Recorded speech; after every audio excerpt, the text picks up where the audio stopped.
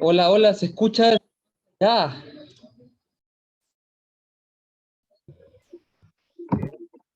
Se escucha desde más allá.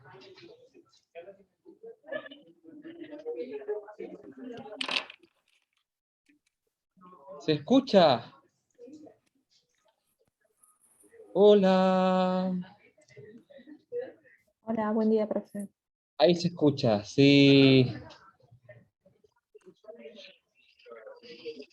Buenos días. Oye, es que estoy con tanta vergüenza. Justo el día que más alumnos hay, el profesor le ocurre llegar tarde. Esto va a ser una excelente manera de partir la clase sobre el temor. Porque saben que uno de los 6 tipos de temor es la vergüenza. Así que el primer tipo de temor ya está listo. La vergüenza. Menú del día.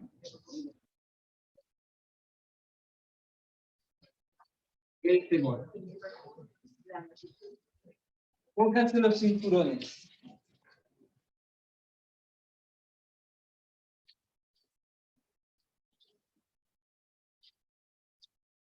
Gusto verlos y gusto verlos. Gustazo. ¿Cuál es el objeto del temor? Revisen su apunte.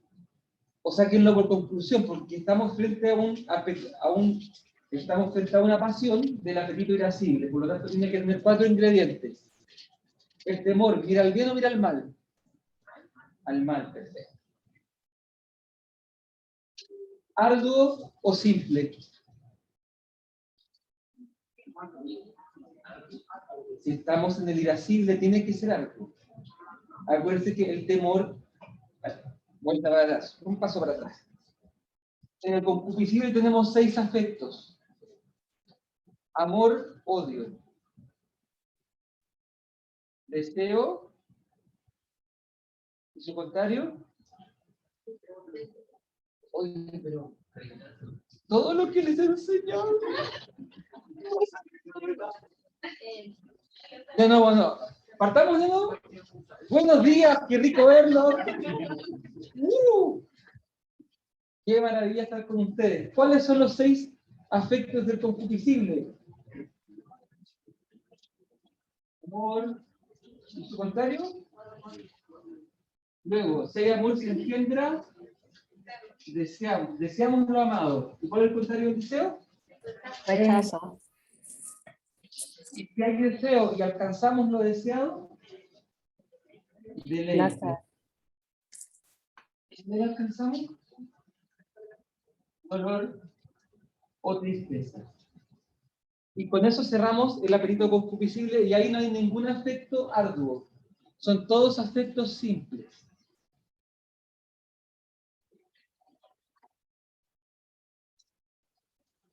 Pasamos al irascible. Ya vimos la semana pasada la esperanza y su contrario, ambos miran al bien. Bienvenida, ¿cómo se puede llegar tarde? Qué cara, qué cara de nalga. Bien, esperanza, no, yo me molestaba a mí mismo porque yo acabo de llegar. Pues me estoy haciendo autobullying. Esperanza y su contrario, desesperanza. Y hasta aquí llegamos la semana pasada. Así que ahora vamos a ver el temor. ¿Cuál es el contrario del temor?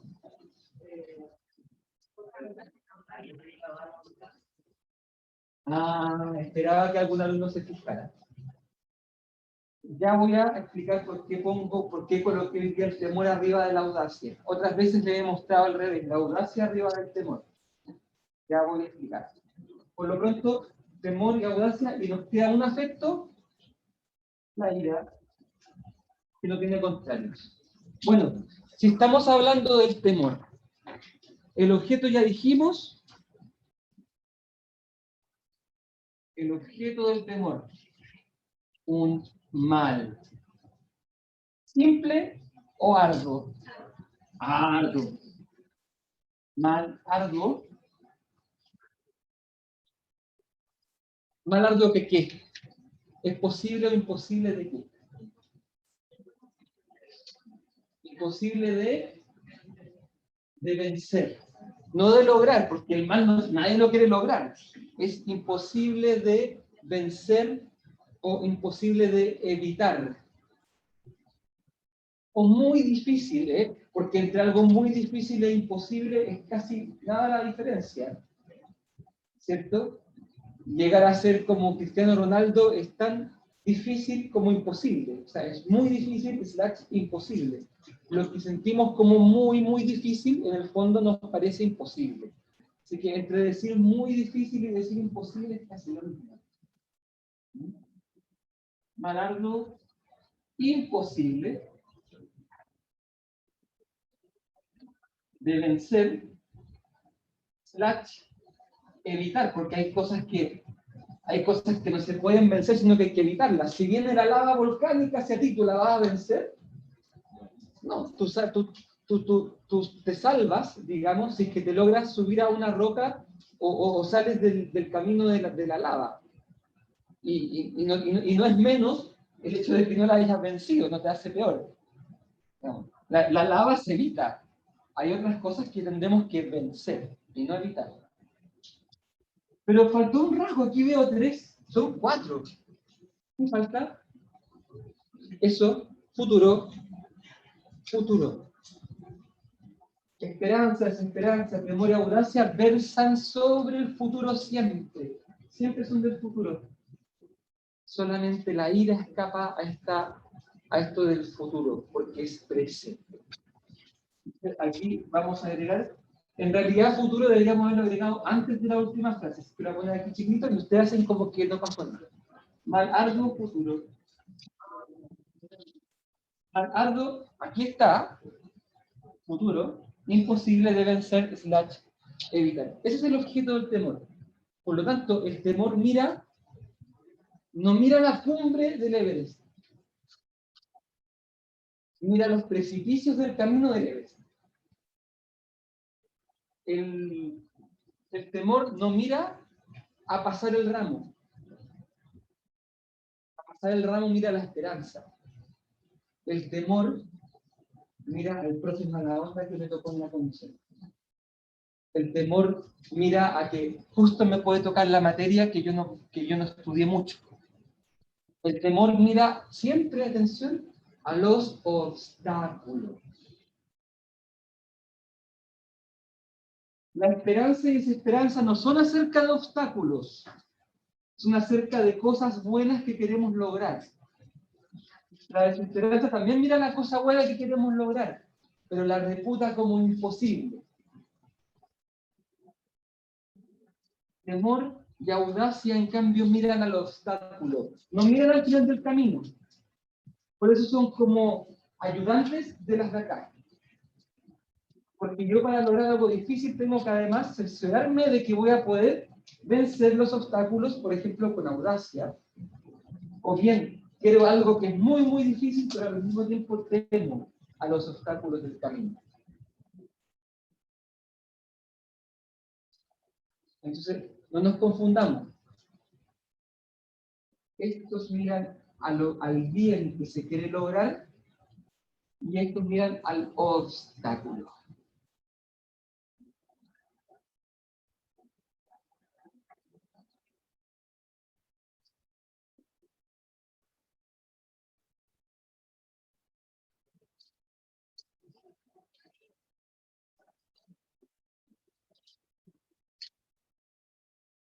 Voy a mencionar ahora dos rasgos, al menos dos, si se me ocurre un tercero o tres, pero al menos dos rasgos, dos características del temor. La primera es que el temor siempre es imaginario. Esto es súper importante. Piensa en cualquier cosa que temas.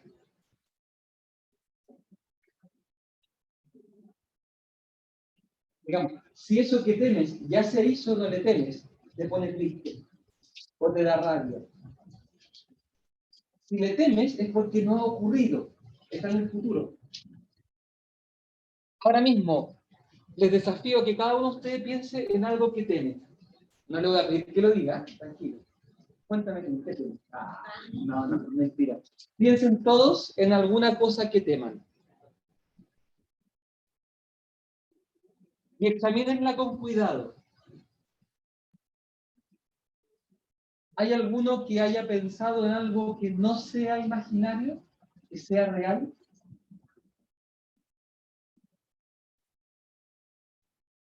¿Y lo quiera compartir? ¿Salina? A ver. Miedo a las arañas. Perfecto. Es imaginario, ¿no? Si las arañas no existen. ¿No? Las arañas existen, pero ¿tú a qué le tienes miedo? ¿A que la araña exista o a que la araña alguna vez se te acerque y te pique? Lo que tú le temes, o sea, una araña que está en un frasco cerrado y te la pongo aquí, te va a pasar algo que te puede dar repugnancia. Pero en el fondo, no es eso lo que temes. Lo que temes es la araña que va libre.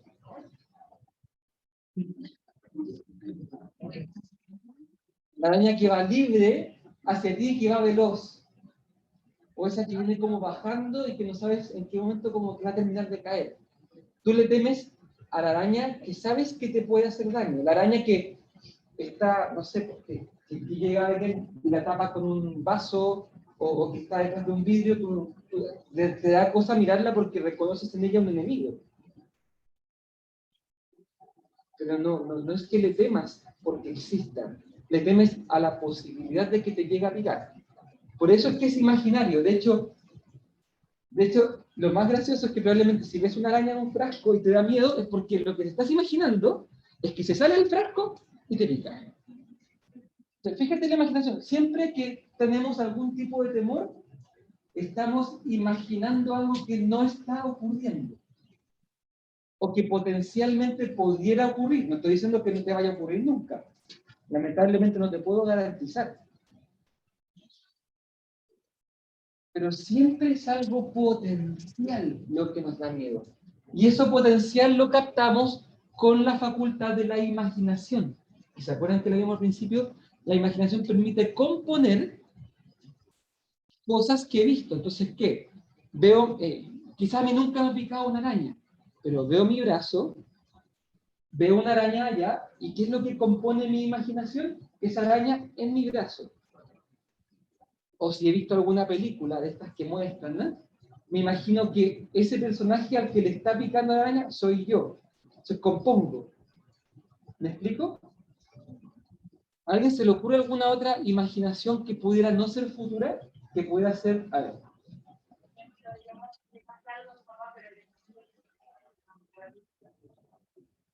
El temor de que le pase algo a un ser querido. Eso es futuro. No está pasando. O sea, si tú supieras que está pasando, no sentirías miedo, sino que sentirías pena. O sentirías miedo de que eso que está pasando le pueda llevar a algo peor. Fíjate que siempre sentimos miedo o temor de cosas que podrían pasar. Y por eso es que la primera es imaginario. Con esto no estoy queriendo decir que todo temor sea necio. No me malinterprete. Lo que quiero decir es que requiere de algún tipo de imagen mental de algo que no está ocurriendo, pero que en mi mente sí está ocurriendo.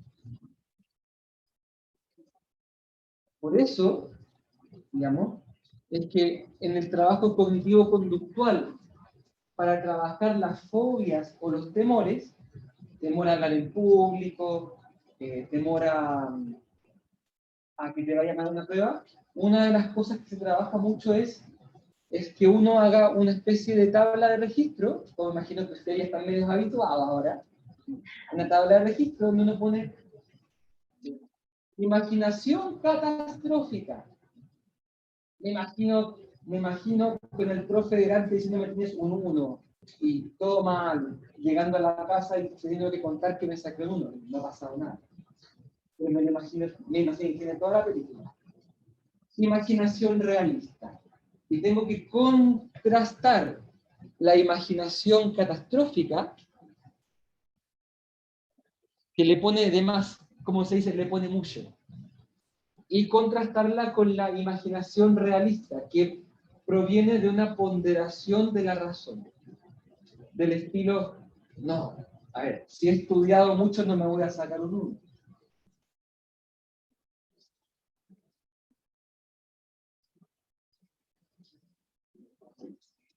Me puedo dar argumentos para convencerme y persuadirme que aquello que temo tanto es una imaginación y que no necesariamente tiene que ocurrir tal como lo imagino.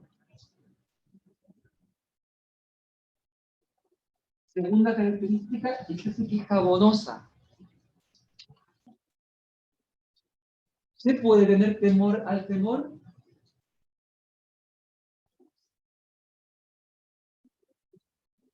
Sí. Y eso le podemos llamar. ¿Alguien sabe lo que significa en música que el sonido se acople? ¿Le ha pasado de repente que ustedes prenden, están llamando a alguien que está en la misma sala que ustedes y empieza, y empieza como el sonido cada vez más fuerte y nunca para?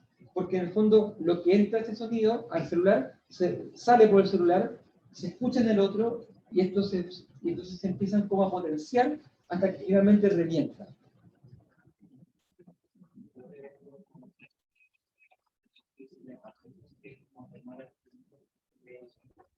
Spoiler. Efectivamente, se puede acoplar. Es decir, en palabras más académicas, es posible temer al temor. Y ese es justamente el compañero que me embarró toda la clase, no, mentira, falso. Justamente eso es lo que permite entender el mecanismo de las crisis de pánico. No es materia de este curso, pero rápidamente, crisis de pánico es lo siguiente. Percibo una sensación en el cuerpo extraña, inusual, del estilo, el corazón me late un poco más fuerte, o como que me duele un poco la cabeza, o como que siento algo raro. Interpreto eso como algo negativo, es un infarto, es un infarto cerebral, es un aneurisma, o me estoy ahogando, cualquier cosa. Como interpreté, atención, aquí viene la clave, como lo interpreté de manera negativa, el cuerpo echa a andar un sistema natural de reacción ante el temor que se llama el sistema simpático, que es el menos simpático de todos. Es decir, latidos del corazón, bombeo de sangre a las extremidades para atacar, se dilatan las pupilas, me vuelvo chucky. ¿Cierto? Me vuelvo chucky. ¿Y qué pasa? Cuando me vuelvo chucky, el corazón late más. Entonces digo, oh sí, es un infarto, se confirma. O, oh, me duele más la cabeza. Entonces, es verdad que me estoy muriendo.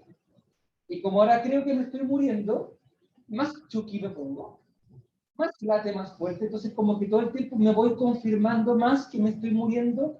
Y esa confirmación es tan terrorífica que más latido me produce. Se acopló, me acoplé, el sistema se acopló. Lo que voy interpretando cada vez algo peor, y esa interpretación genera una reacción peor, y eso me va confirmando que en verdad me está pasando eso peor que temo. ¿Se entiende el círculo vicioso? Es un círculo vicioso que está muy descrito. Pues bien, ¿por qué eso es posible? Gracias a que el temor se puede acoplar. Y yo puedo tenerle temor a tenerle temor a algo. Le tengo miedo a tenerle miedo a la muerte, por ejemplo. ¿Se entiende? Esto para nosotros los psicólogos es fundamental que lo manejemos bien, porque prácticamente, y de paso el dato, si los casos clínicos no son del área de la tristeza, sin duda son del temor. Y yo pienso que más de la mitad de los casos clínicos llegan por algún problema relacionado con el temor y con la dificultad de manejar la imaginación o de manejar el acople. Ambas cosas están explicadas muy bien por Tomás de Aquino en la Suma de Teología. El que quiera profundizar, Suma de Teología, en la parte que se llama Prima Secunde, creo que nunca les he citado la suma, pero se citaría algo como así. Suma de Teología, ST, Prima Secunde, esto es un poco enredado, porque significa de la segunda parte, la primera parte. La Suma de Teología tiene 3 partes. Y dentro de la segunda parte hay una división como en A y B.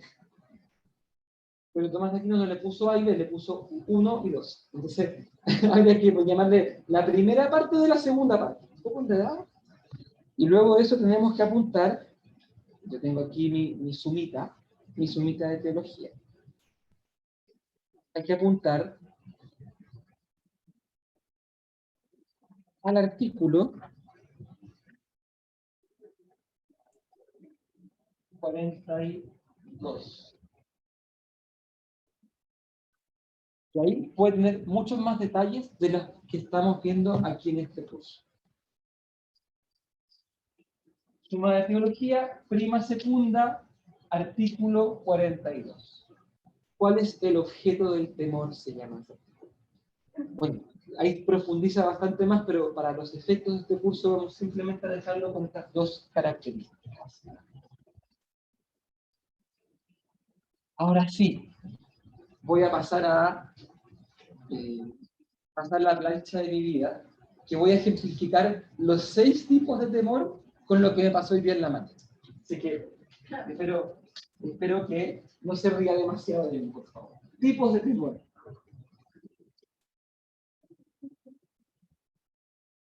Aquí, atención, Tomás de Aquino dice que son 6. Pero 6 suena como demasiado. Dividámoslo en 2 partes. 3 cosas que uno teme de sí mismo y 3 cosas que uno teme de las cosas exteriores. 3 cosas que puedo temer de mí mismo y 3 cosas que puedo temer de lo que pasa fuera de mí. ¿Se entiende? De las cosas que puedo temer de mí mismo me pasaron todas en la mañana. Primera, temor al cansancio de las cosas buenas. Temor al cansancio que producen las cosas buenas. Flojera, pereza. Yo no me considero flojo, pero si yo me hubiera levantado 15 minutos antes, no me habría agarrado ese taco que me agarró. Estuve 25 minutos atascado en el mismo lugar. Eso se habría evitado si me hubiera atrevido al cansancio de levantarme 15 minutos antes. Y esto se conecta con algo que vimos hace poquito, ¿no? ¿Se acuerdan que vimos también el tema de la flojera? ¿Dónde lo vimos? En la Siria. Asedia, punto para el más allá, en la asedia o asidia, que era esta sensación de tristeza por el bien espiritual o bien de la razón. Esta asedia y esto que le podemos llamar pereza, digamos, se complementan. porque la asedia pone hincapié en esa tristeza que me produce el bien, porque ya no lo voy a alcanzar. Y lo que aquí estamos hablando de pereza pone acento en el cansancio que me produce, al cual le temo. Uno le teme al cansancio, le teme al esfuerzo. Por eso es que si lo examinamos bien, cuando sentimos flojera o lata, estamos sintiendo un tipo de temor. No es ese temor del...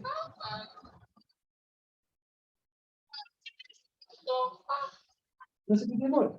Es el temor le temo al esfuerzo. No, no lo quiero hacer. No quiero hacer.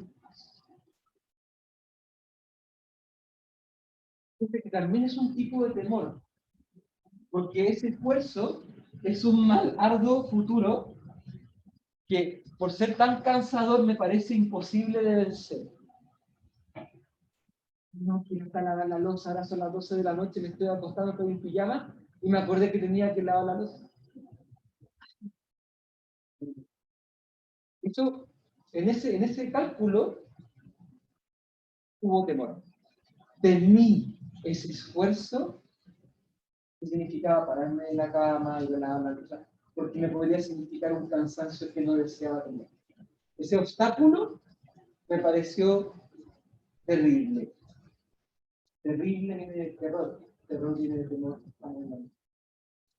Entonces, es interesante mirar nuestras latas, temores, perezas o flojeras, mirarlas de la perspectiva de que son un temor. ¿Mm? Segundo,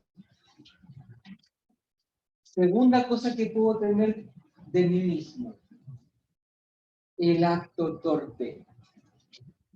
¿Qué cosa más temible que yo estar hablando en público y me salga bonito?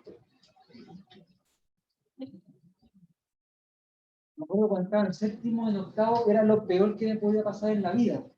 La sensación de que el profesor me iba a apuntar para que yo dijera algo y yo no. Y usted, señor Rojas, ¿qué opina de esto? Yo no digo.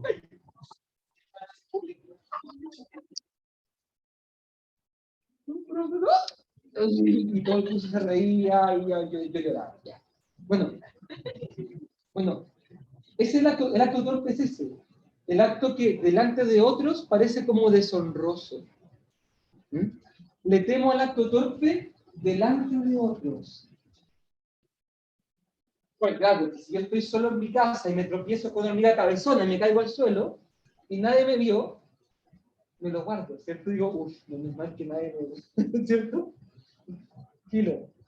O no sé, pues me puse la ropa al revés, me puse la polera al revés, hoy nadie cachó, ya me la alcanzo a cambiar. Sopiela. O cosas más deshonrosas que nos pueden pasar, ¿cierto? En fin. Lo que uno teme, en realidad, es que ese acto torpe, digamos, sea visto. Y si yo hago algo torpe delante de ustedes, ¿qué pasa con mi color de la cara? ¿Ah? Se pone rojo, se llama rubor. Este es el segundo tipo de temor, se llama rubor. El rubor consiste justamente en ruborizarse porque acabo de hacer algo torpe ante los ojos de ustedes. ¿Y qué cosa más torpe para un profesor que llegar media hora tarde a su clase y ver que están por primera vez todos los alumnos casi? Me puse rojo. Yo me tapé aquí, debajo de este computador así, para que no me notaran lo rojo que me había puesto. Me dio rubor, me dio vergüenza. Spoiler, a ver. Vergüenza es el tercer tipo de temor acerca de algo que yo he hecho. La diferencia entre el rubor y la vergüenza es sutil. El rubor es hacer algo torpe delante de ustedes. La vergüenza es que ustedes se enteren de algo torpe que hice en el pasado. Por ejemplo, que ande circulando alguna foto del profe cuando era adolescente. Eso sí que me puede dar vergüenza.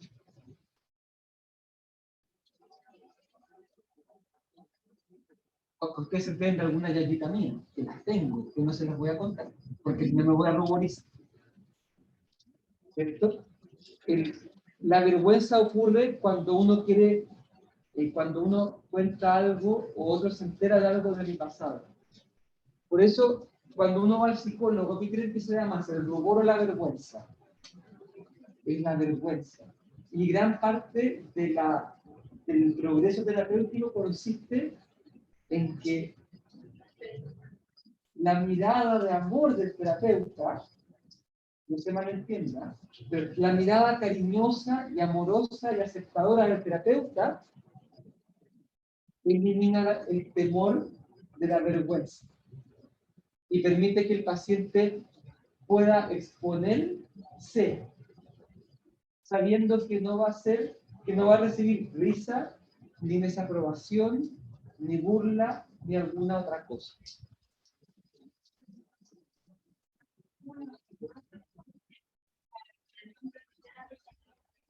Puede ser como para uno antes de superar esa vergüenza que uno siente al ser expuesto, pero uno es consciente de que no está expuesto, pero aún así siente ese temor de la vergüenza.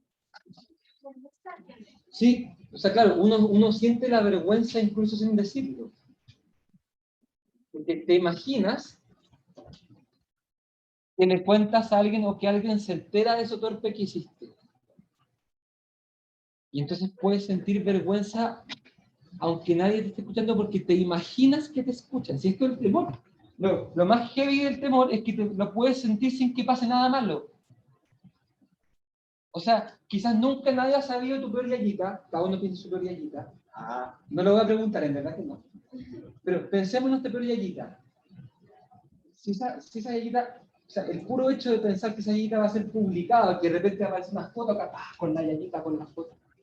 Obviamente, solamente imaginarlo nos da vergüenza. Porque en la imaginación podemos ver todos los ojos de los demás como, ¿tú hiciste eso? ¿En serio? ¿Me explico? Entonces, en fin, o sea, uno puede sentir rubor, vergüenza y pereza por cosas que no han pasado. ¿Por qué? Porque el temor puede ocurrir delante de algo imaginario. O sea, y siempre es imaginario ante la gente. Entonces, 3 cosas que temo de mí mismo, o que provienen de mí, no que temo de mí mismo. 3 cosas que temo y que provienen de mí. La pereza por el cansancio ante el esfuerzo, el rubor por la deshonra que podría significar un acto torpe visto ante los ojos de los demás, y la vergüenza, que es la misma deshonra, pero por algo que ya pasó, por algo de mi vida pasó, por algo que yo hice en mi pasado.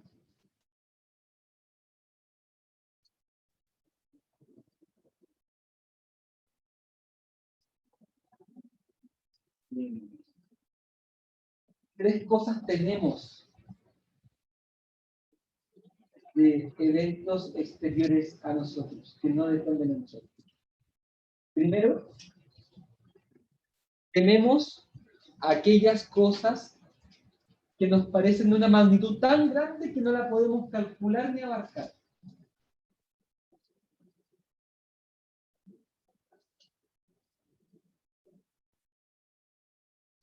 Por ejemplo, no sé, cuando uno está en la mitad de un sismo grado 8.8 y no se acaba, y no se acaba, y uno como que capta que está delante de algo enorme.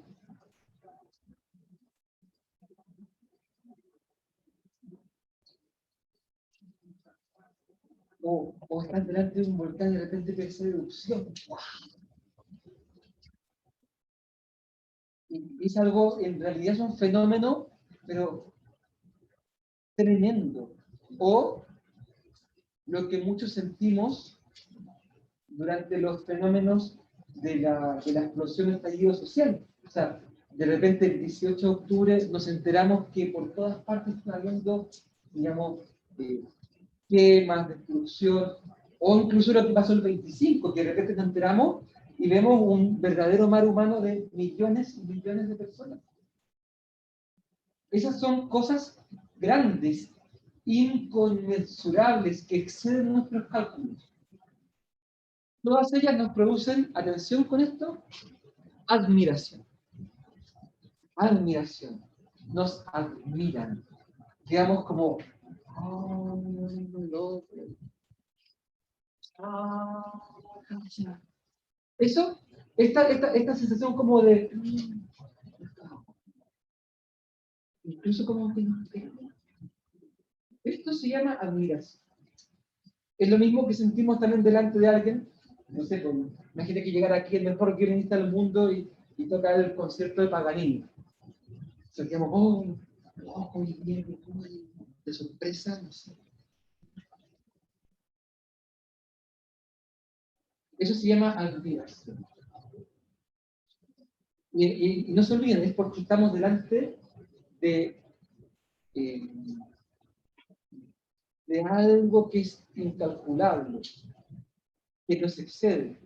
Y por eso mismo, atención, esto es lo increíble, que estas cosas tan grandes las solemos experimentar con temor, como algo malo. Pero, profe, ¿cómo va a ser malo que llegue el mejor pianista del mundo? No, es que es tan impactante que uno queda como tiritón. Aunque sea muy bueno, es como tal la magnitud.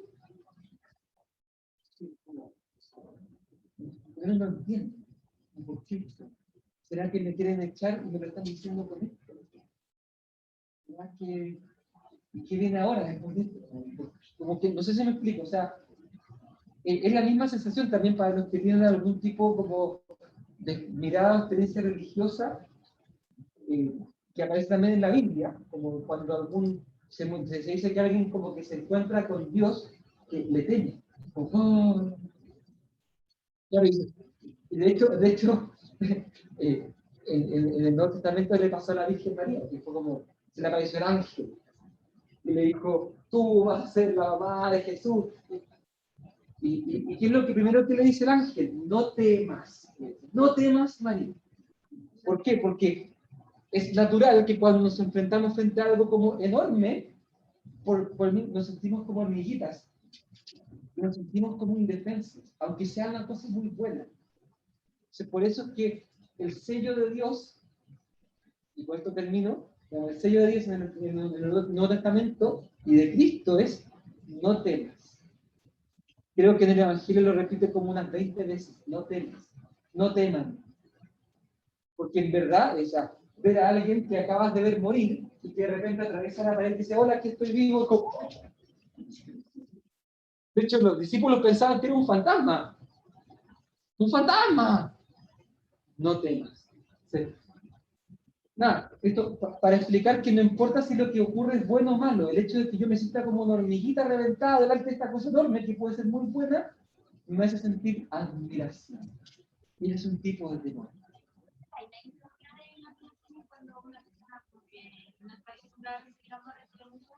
Sí, también. Cuando una persona, sobre todo si es que ha sido dañada antes. Claro, la alumna pone el ejemplo de alguien que recibe mucho amor, que por fin encuentra a alguien que le da mucho amor, también puede producir algo de inseguridad. Toda la razón. Segunda cosa que puedo tener de lo externo. Aquello de esta costumbre insólito. Aquella cosa rara. ¿Mm?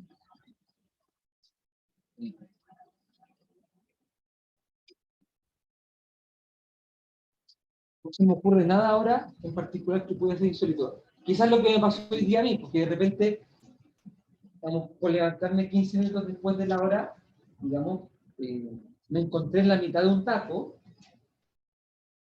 y me produjo de todo. Me produjo admiración. Primero fue como, pero ¿cómo medio admiración? Después, pero ¿qué? No, es que la guinda de la torta, habíamos 5 pistas avanzando y figuraba así, una luz verde para que avanzáramos y una micro de Transantiago a lo largo tapando, esperando que pasara toda esta luz verde para que pueda seguir atravesando el otro lado. Y cuando vi esa micro, bueno, aparte de todos los epítetos que se me ocurrieron en la mente, fue como, esto es insólito. Esto es, no sé qué. una micro que debe ser de realiza. Yo casi te dije, ¿por qué me pasa esto a mí? Entonces, primero dijimos que la admiración, esto, la segunda se llama estupor. Quedar, lo que también se conoce como quedar estupefacto. Lo ocupamos poco esta palabra. Una amiga estoy estupefacta porque... De hecho, si una amiga te dice amiga que es estupefacta, tú quieres estupefacta de vuelta. Porque es tan poco común que te digan estupefacto que te pones estupefacta tú. O sea, entonces esto también se acopla porque todos vamos quedando estupefactos. Bueno, es esto. El estupor es como quedarse como paralizado. Acuérdense que hay un tipo de depresión que tiene una parálisis que se llama estupor.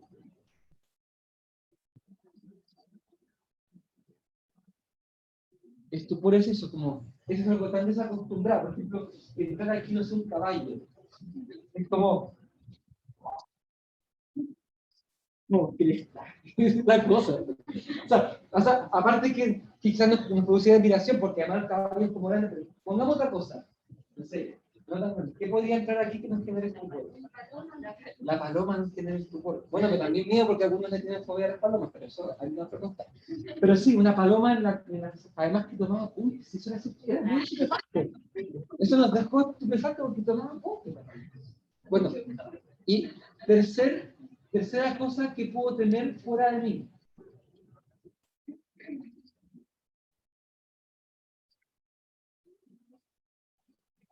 Y quizá, a ver si lo puedo decir con las palabras exactas de nuestro amigo Tomás.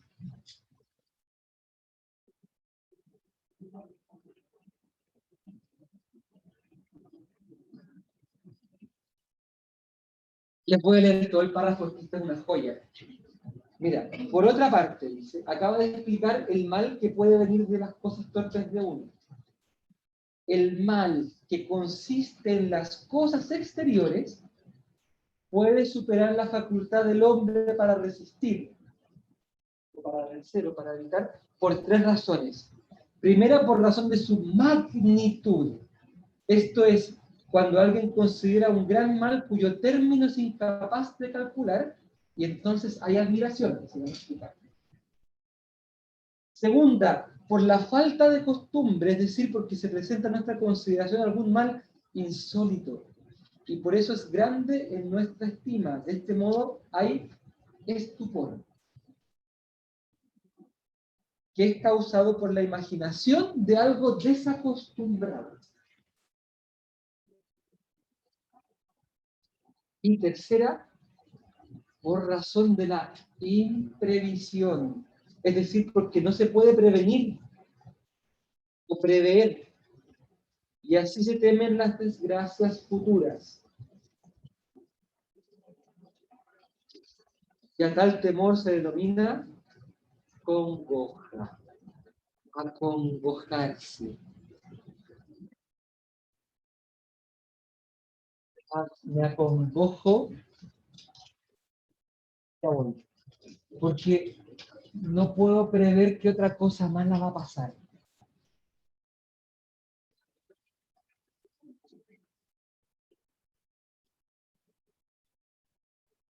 Que no puedo como prevenirlo. Quizás, bueno, creo que un ejemplo como un tsunami es macabro porque se juntan todos los temores, pero efectivamente uno de los temas que tiene es que tú como que no lo viste venir, no lo preveíste.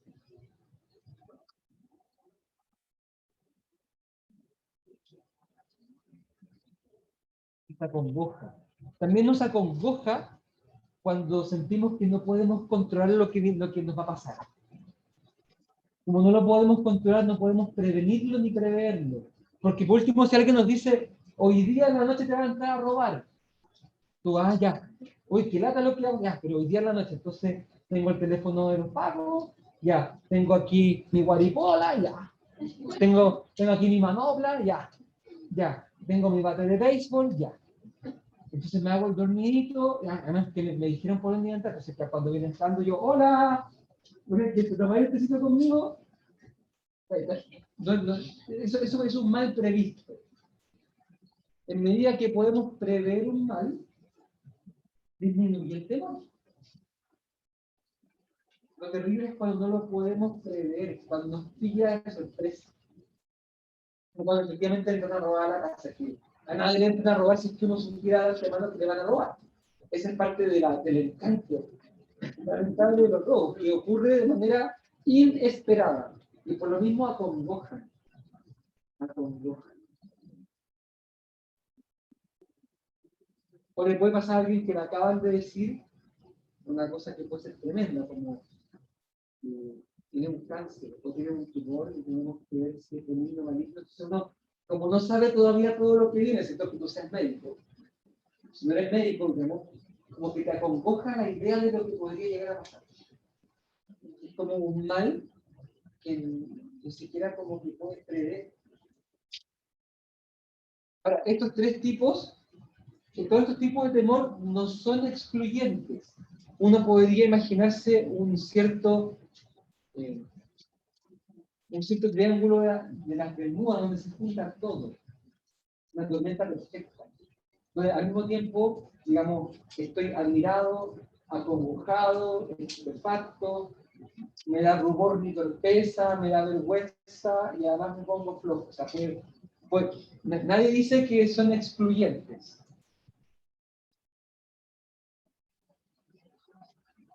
Seis tipos de temor.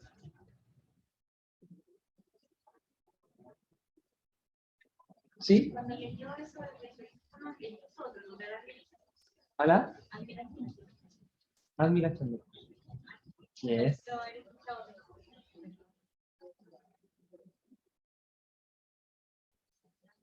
Por razón de magnitud, cuando alguien considera un gran mal cuyo término es incapaz de calcular y entonces hay admiración.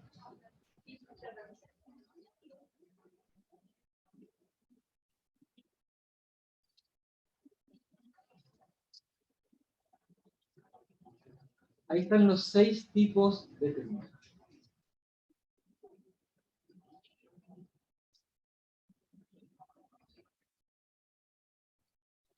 Parece que toca break, pero ¿qué hacemos? ¿Qué hacemos? Necesitan igual un break, sí. Necesitan igual. Ponen a congoja porque quizás el profesor ahora les va a cambiar las reglas del juego, no saben lo que va a pasar. No hay break. Se acabó. No, no debe ser tan malo. No. Ya, pues. Pero puede ser mini break. Puede ser como onda, ir al baño y volver. Yo sé que es culpa mía. Yo sé que es por mi culpa, pero siendo ya 10 para las 10 corresponde a las 10 en punto. Para que no me dé más vergüenza. Por favor, apiádese del profesor. Nos vemos en 10 minutos más.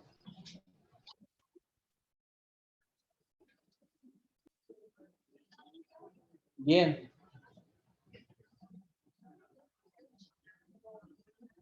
Seguimos entonces. Adelante.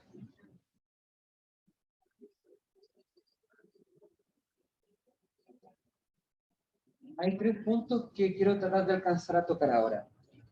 Primero, como ustedes ya saben como costumbre, causas, efectos,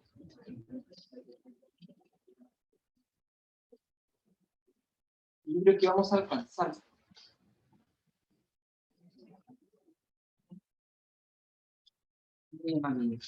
Un caso es el caso del trauma psíquico. El caso del trauma psíquico.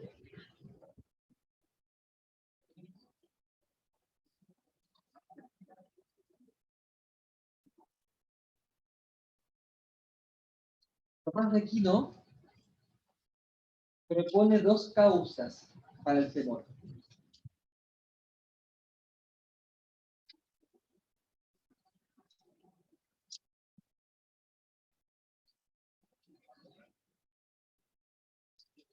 ¿Qué dicen ustedes? ¿Qué causa el temor?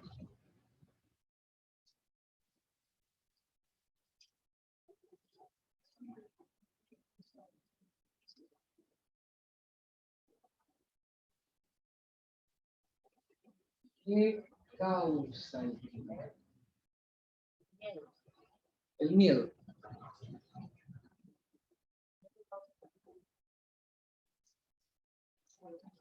Sí, mira, para los efectos de este curso, miedo y temor son como sinónimos. Porque ambos, tener miedo o tener temor, ocurre cuando estamos delante de un mal arduo, futuro, difícil o imposible de vencer. Lo que pasa es que a veces, esto no digo que sea materia de clases, pero a veces, digamos, como que ocupamos las palabras como para hacer la graduación. Una cosa es miedo a algo, temor, no temor. Después, terror. Como que a veces ocupamos más palabras para escribir como grados. Pero en realidad, tanto el miedo como el temor o el terror tienen por objeto algún mal, arduo, futuro, difícil o imposible de vencer. Entonces, habría que buscar otra causa. ¿Qué otra causa pudiera haber? Bien. La inseguridad. La inseguridad es causa del temor. Bienvenidos.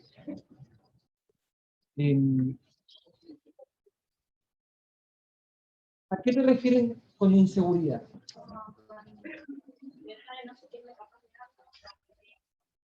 Ya, me parece fantástico cómo lo estás desglosando.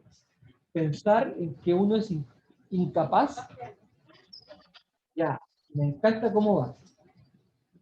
Incapaz de algo.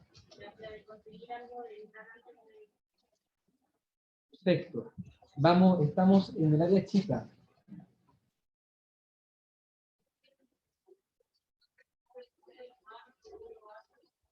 Claro, pero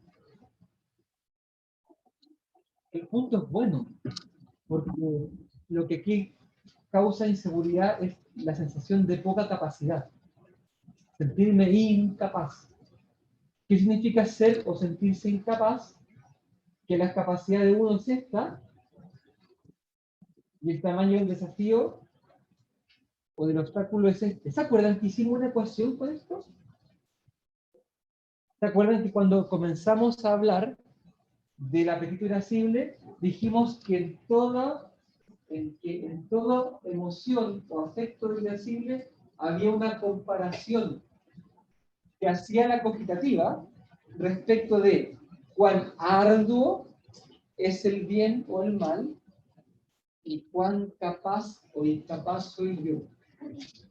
Por eso es que el que vengan ladrones a la casa es distinto para alguien de a pie versus un karateca cinturón negro, experto en desestabilizar enemigos con pistolas. O sea, mi capacidad delante de un ladrón mequetrefe que entró en mi casa, me la puedo. Pero si mi capacidad es esta, ante el mismo ladrón, me lo imagino. Entonces, esa es la segunda causa del temor que propone Tomás de Aquino, que él le llama la impotencia. Que impotencia quiere decir la falta de potencia, o sea, la poca capacidad. Como mencioné, llamémosla como impotencia porque es el concepto tomista, pero en el fondo es eso. Es que en este cálculo, la cognitiva mira el desafío y dice, oh, y mira uno, hormiguita. Hormiguita contra montaña. Y me siento como impotente frente a esa montaña, no tengo nada que hacer, porque mi capacidad es mucho menor.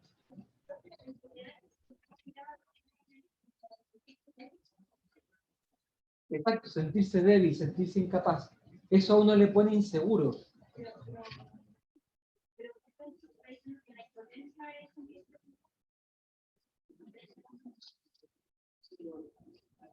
A ver de nuevo. no era impotencia. De lo que impotencia era la otra parte, entonces parece que dice que entonces entraba en cierto orden.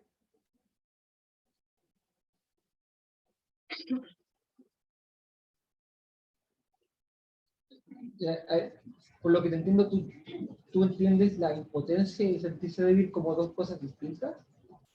No, es que usted dijo que dos causas eran la enfermedad y la impotencia. Ah, no. Quizás me he expresado muy mal a la hora de explicarlo. Voy a... Tomás Aquino dice que son dos causas. Por lo que la compañera propuso, voy a partir refiriéndome a la segunda. La primera todavía no la decimos. Y la segunda causa, la primera está todavía oculta. Está oculta. Todavía no hemos hablado de la primera causa del temor. La segunda causa del temor, que fue por la que partió la compañera, es la impotencia, que consiste en esa como percepción o sensación de poca capacidad personal. Es lógico, si yo me siento como una hormiga reventada, voy a tener temor a todas las cosas. Si yo me siento como un ratón, le voy a tener miedo a todas las cosas que son más grandes que un ratón, pero las cosas más chicas no me pueden tener miedo. Si yo me siento como un león, le voy a tener miedo a muy pocas cosas. Si yo me siento así, el gallo más capaz del mundo, probablemente voy a sentir muy poco temor en mi vida. Y si yo me siento al revés, la hormiguita reventada, voy a sentirle temor a todas las cosas. Porque al final esta impotencia no es tanto real, sino imaginaria. Por eso es que es percepción o sentimiento de poca capacidad o de impotencia. Es una percepción. Quizás yo sí soy capaz, por ejemplo, de romper la asignatura del examen. Y estoy seguro que muchos de ustedes son capaces. Pero como no se la creen, como se dice, no se compra el cuento, digamos, entonces como que van a pocar. Como que en realidad es como un león delante de un ratón. Lo que pasa es que el ratón a veces se pone justo debajo de una luz y la luz ve como que se pone un ratón enorme. Pero es un ratón.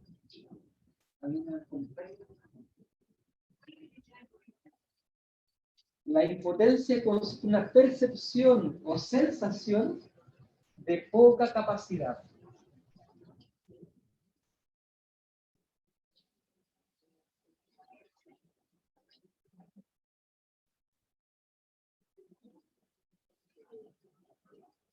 Entonces, esa sería la segunda causa del temor, y que tiene que ver en el fondo con considerar de poca cosa.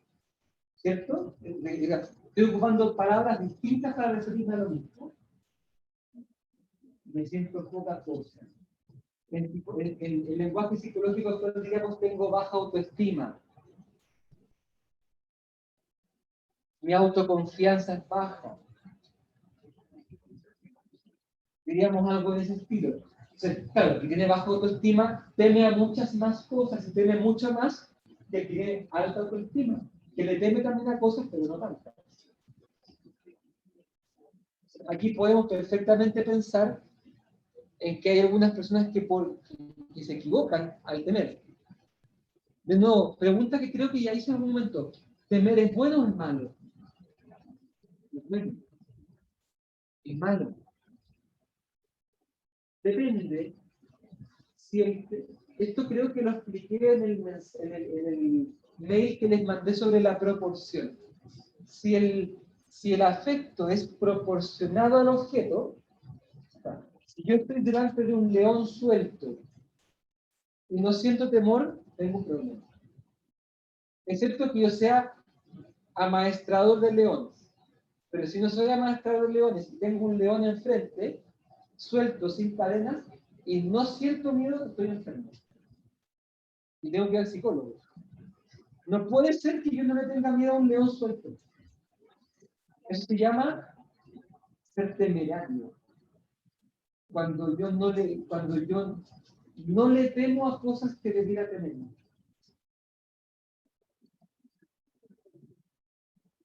Y viceversa, el que le teme a más cosas porque, de las que debería temer, porque siente los temores desproporcionadamente grandes, eso se llama, como diríamos, ser tímido. El tímido es el que teme más a las cosas. Tímido viene de temor. Timidez viene del temor. El tímido se retrae ante algunos obstáculos. No, que otro lo haga. No, yo no voy a hablar. Oye, ¿quién llama? No, llama tú.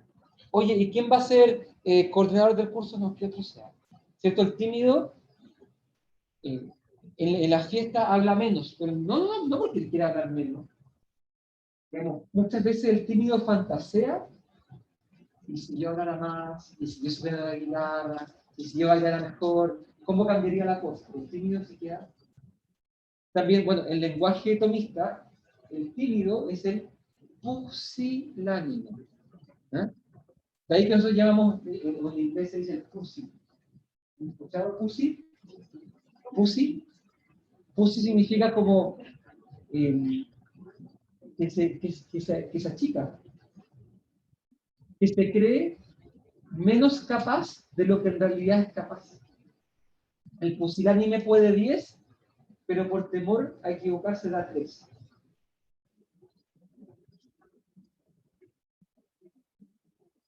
Bien.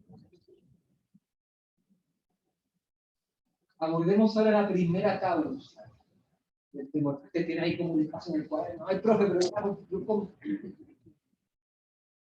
alguno más vivo y partir con el número 2 y después va a poner el número 1.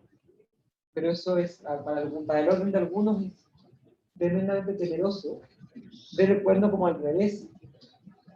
Así que, y si dejamos este punto para el final, ahí te todo usted ahí,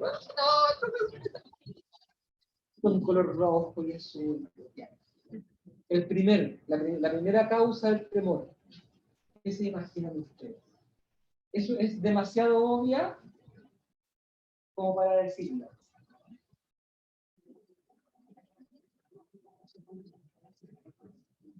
El sufrimiento es un mal futuro, arduo, difícil de vencer.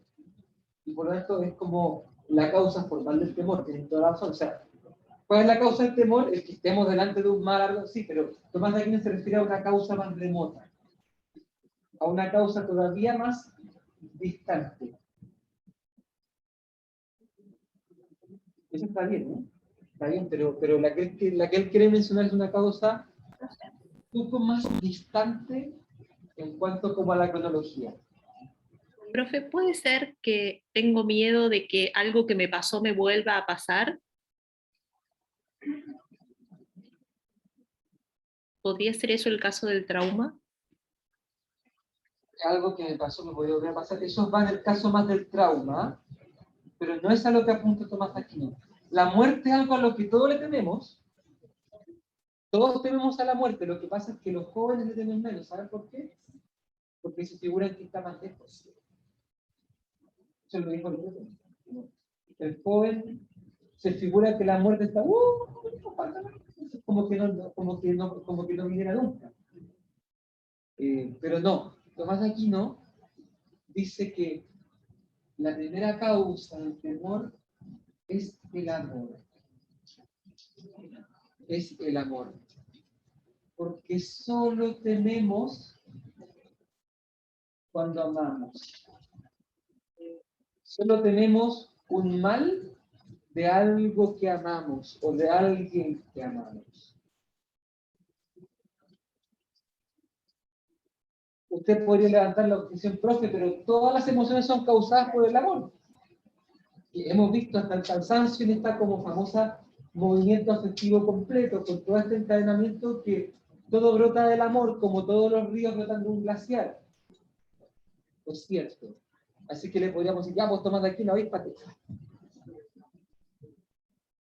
No sería tan fácil pegarle a Tomás de Aquino porque dice que era así. Tan grande que le decían la vaca muda, porque además no hablaba nada. Dicen incluso que en la mesa en que él se sentaba, en su convento, tenían como un sacado para que él cupiera bien. Era obeso, obeso, obeso. O eso. Tomás de Aquino. Bueno, me desvié con la gordura de Tomás de Aquino. Pero claro, Tomás de Aquino plantea que es el amor. Y que, digamos, porque tú te amas, es que le temes una muerte. Porque alguno de ustedes ama a un cónyuge, o a su pololo, o a su pareja, le teme a perderle, a que se enamore de otra persona, o como tú te amas a ti mismo y deseas entonces terminar esta carrera, le temes a un examen que te puede... Pero si tú un día dejaras de amarte o dejaras de amar esta carrera, te daría lo mismo que te rajen el examen. De hecho, hay gente que cuando ya está tan cansada de la carrera y decide votarla, profe, rájeme nomás. Profe, si ya voy a dejar la carrera, ya no mismo.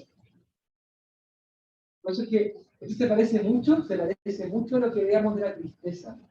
¿Te acuerdas que decíamos que una de las causas de la tristeza era el deseo? Y que a veces sufríamos mucho porque no sabíamos desear. Aquí se aplica lo mismo. A veces tenemos demasiado porque no sabemos amar.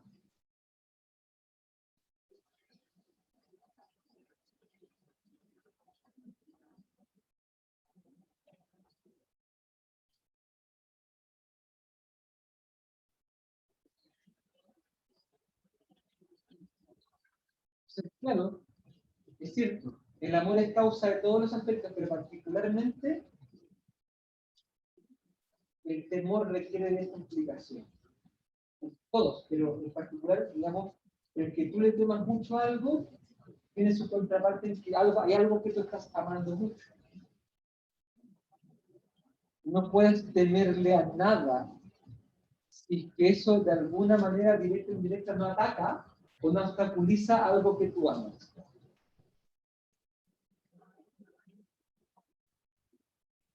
¿Cuál es la gracia de este tipo de relaciones lejanas, como esto de que la tristeza es causada por el deseo o el temor por el amor? Y cuando estamos delante de un caso clínico, podemos profundizar en el paciente. El paciente llega con el temor profundo. Y por ejemplo, llega un paciente a la consulta y mire, es que tengo miedo a hablar en público. Lo que ama ese sujeto que le tiene miedo a hablar en público.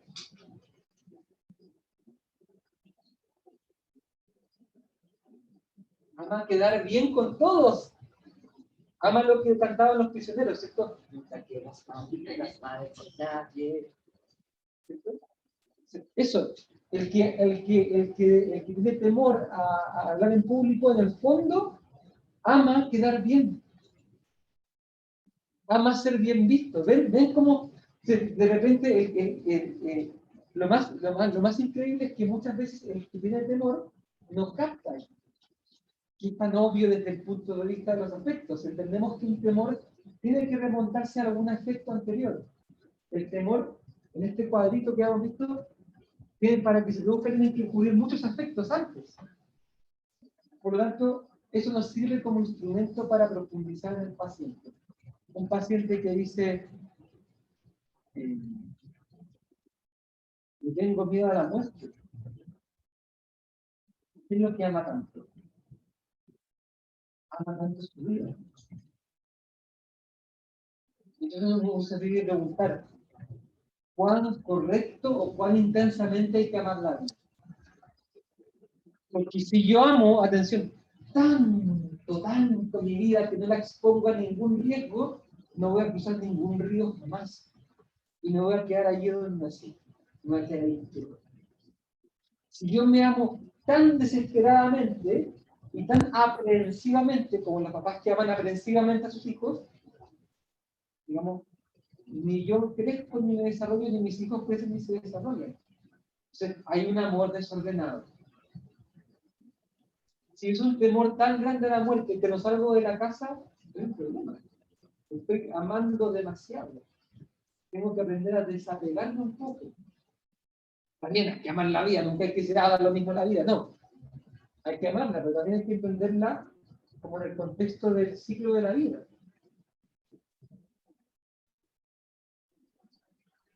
No es fácil decirlo, pero para allá va. O sea, esta conexión del temor al amor es muy potente para tratar de entender nuestros propios temores y entender los temores de los pacientes, porque todo temor se linkea en una línea directa con algún amor que pudiera o no, hay que evaluarlos, está desordenado. Si es que el temor es desproporcionado, probablemente estamos también delante de algún tipo de amor. Y lindo esto, miren, como estamos como entrando como en los subterráneos del alma, cómo se conectan por el alcantarillado todas las cosas. Son maravillosos. Vamos ahora sí a los efectos. Causas del amor y la impotencia.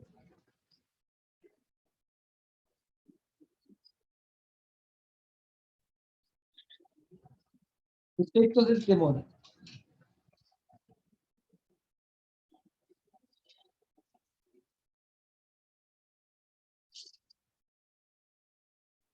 Alegría, ¿se acuerdan que decíamos que, ¿se acuerdan que hablamos de la raíz de la palabra deleite?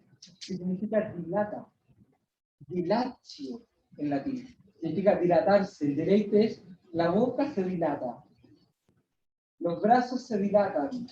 El pecho se relaja. Todo se dilata. Los músculos se dilatan porque están relajados.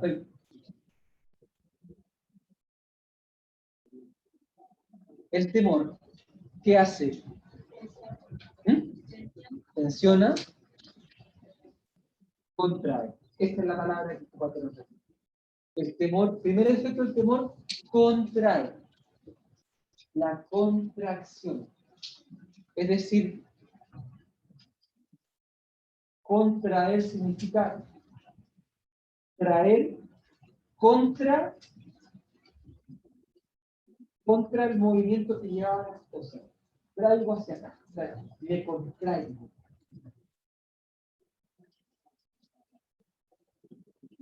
Me aprieto.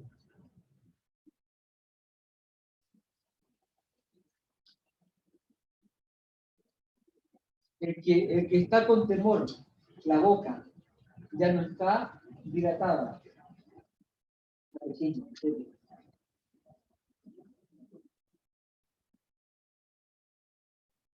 El sistema nervioso, como yo decía antes, gatilla una reacción que se llama simpática.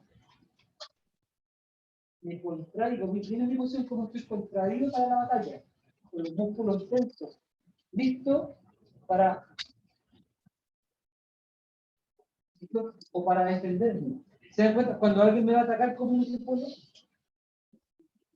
Miren, como tratando de ocupar como el menor espacio posible. Contracción.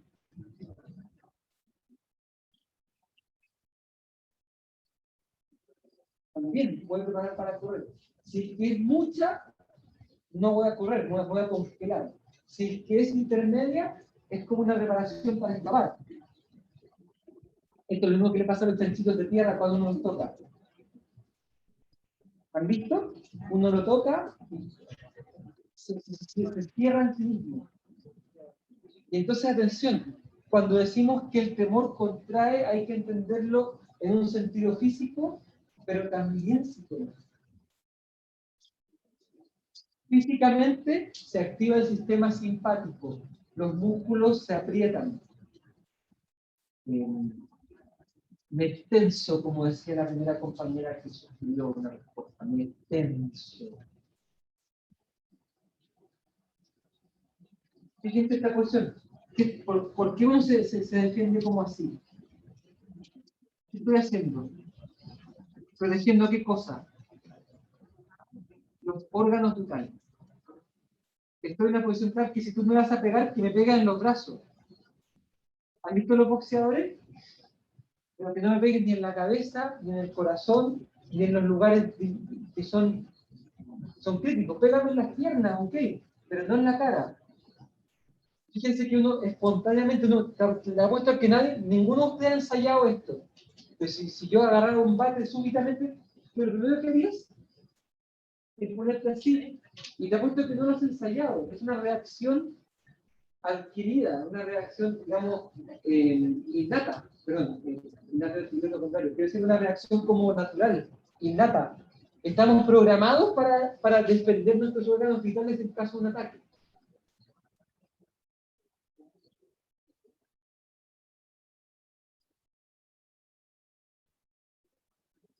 Tomás de Aquino hace una mención, va más profundo todavía, dice, todavía estamos en el ámbito del cuerpo. La sangre, dice él, se contrae y los calores del cuerpo se concentran en las partes vitales, dejando fríos las manos, los pies y las extremidades. Por eso es que vienen los escalofríos. Por eso es que el que teme se pone helado. Porque es como que todo el calor se concentró en lo importante. Y de ahí viene el segundo efecto del temor, que es el temblor. Es muy parecido, es como contracción y temblor, casi que los podríamos haber clasificado en uno solo grande, pero Tomás de Aquino lo pone en segundo lugar, el temblor. Como tengo mis miembros fríos porque el calor se ha convocado en personas importantes para cuidarse, entonces estos miembros tiemblan. A mí es una cosa más como manifestante del temor que el temblor. Es muy típico. ¿Por qué tiemblas? Bueno, tiene que ver con eso, porque el temblor es porque uno se va quedando frío. Y uno, aunque se tape con 20 capas, uno igual tiembla. Porque no es un frío que venga de afuera, es un frío que viene de adentro. Tomás de Aquino pone la siguiente comparación. Del mismo modo que en una ciudad fortificada, cuando es acechada por el enemigo, toda la población se adentra a la parte fortificada y amurallada y abandona las casas y el ganado que están en alrededor. Del mismo modo, la sangre y el calor se agolpa en los lugares importantes y deja abandonados los miembros menos importantes para usted. Qué lindo, qué linda comparación. O sea, tal como sociológicamente, digamos, la gente, no sé, ¿alguien vio Game of Thrones? Cuando estaba el dragón atacando la ciudad, toda la gente quería entrar, se agolpaban y se mataban porque pasaban caminando para tratar de llegar a la parte central, que es la parte más protegida, que están las murallas más grandes. Pasa lo mismo con el temor. Y todo esto hasta acá a nivel corporal. Sigamos a nivel corporal en la parte del temblor. Tomás de Aquino añade que todavía pueden producirse algunas cosas más. Se las leo textual porque creo que la mejor dice, bueno, como ya se ha indicado antes, en el temor se produce una contracción desde el exterior hacia el interior. Y por eso las partes exteriores quedan frías y por esa razón le sobreviene el temblor. Y cáchense la descripción. ¿La censuro o no la censuro? ¿No? Retirado el calor del exterior al interior, aumenta el calor interiormente y sobre todo hacia las partes inferiores, esto es, en torno a la región digestiva. Y por tanto, consumida la humedad de los intestinos, se sigue la sed. Y también a veces la evacuación del vientre, alias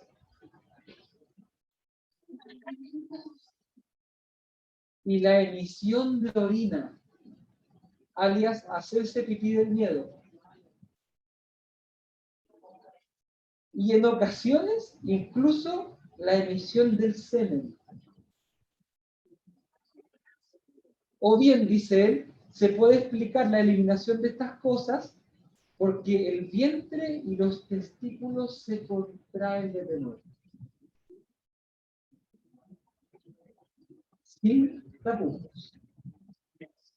Todo lo que puede pasar, todo lo que puede producir el temor. O sea, hemos hablado como orinarse, hacerse caca, incluso expulsar semen. El que tiene, le da sed, pone a temblar. Fíjense, estamos hablando de un caso de un temor extremo. Estoy seguro que no siempre que sentimos temor no orinamos, ¿cierto? ¿O me equivoco? ¿Me equivoco? ¿Qué se va a poner ruboroso o ruboroso? Bueno, de ahí que se entiende, por ejemplo, en los niños que se hacen pipí de noche, eso es un fenómeno de estrés o de temor. El niño está pasándola mal y siente algún tipo de impotencia o de pura capacidad frente a algún mal. Puede ser que un niño que está con orina, puede ser que esté sufriendo maltrato, violencia, abuso, o algún temor imaginario, por ejemplo, a perder a un papá, o que los papás se vayan y que no vuelvan, o alguna cosa así, pero siempre se explica por algún tipo de temor la emisión de orina.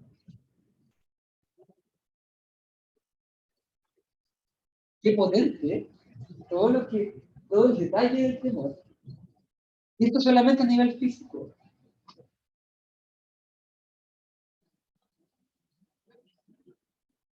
La contracción es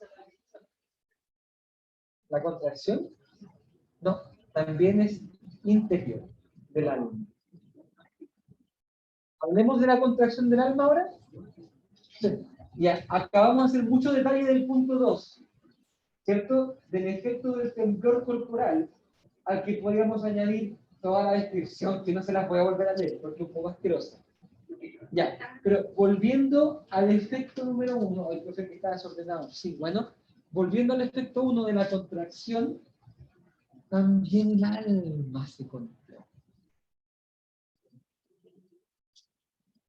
¿Y eso qué quiere decir en términos psicológicos? ¿Qué pasa con la atención? ¿Se amplía a muchos objetos o más bien se tiende a concentrar en uno solo? Eso es, el que tiene temor está como dándole vueltas todo el tiempo a eso que le acongoja. Todo el tiempo está pensando en eso que tengo. Es que me va a pasar, es que me puede pasar, es que sí, es que y no puede dejar de pensar en ello. Está como poseído.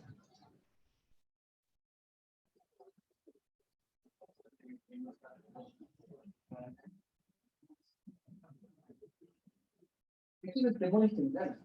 Todo el que teme está más o menos poseído en su ánima, en su psiquismo, por aquel objeto del temor. Entonces, ocurre que piensa mucho en eso que teme, y mientras más piensa en eso que teme, más cosas imagina. Y mientras más cosas imagina, más le teme. Por eso es que a veces, si estás muy nervioso para una prueba, no sacas nada con seguir estudiando y estudiando y pensando lo que te puede pasar. Y quizás más te vale ver una serie, o dormirte luego, o alguna cosa por el estilo. A veces uno cree que estudiando esos últimos 5 minutos como que vas a sacar algo, pero tú estás tan nervioso, nerviosa, digamos que en realidad tampoco todo lo que lees tampoco te entra mucho, porque estás pensando todo el rato en lo que te va a pasar en la comisión examinadora. No tienes atención o memoria RAM para poder concentrarte en estudiar. Y esto es lo paradójico, que a veces estás tan temeroso de un examen que no estudias. Estás tan temeroso de una prueba que en vez de estudiar lo que deberías estudiar es las manos. Y aquí engarzamos con el tercer efecto del temor. Dificulta la operación. Al igual que la tristeza hablábamos también. ¿Se acuerdan que la tristeza hacíamos que la dificultaba? Porque estaba antes decía, pero las cosas, aquí lo mismo aplica para el temor, el temeroso. También el temeroso hace mal las cosas, calcula mal, estudia mal, trata de lavar la loza y quiebra todos los pasos del temor que tiene.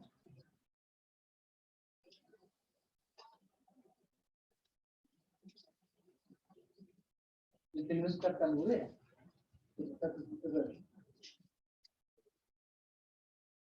Hasta habla mal, duerme mal, se viste mal.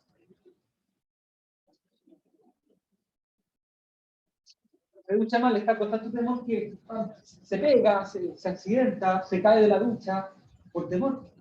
Está tan concentrado, la mente está tan raptada en un éxtasis patológico hacia aquella imaginación negativa, digamos, que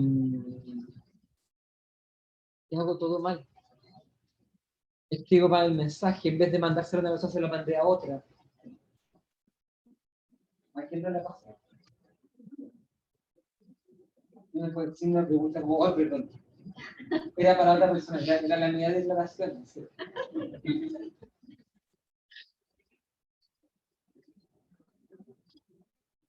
Entonces, a nivel psíquico ocurre eso.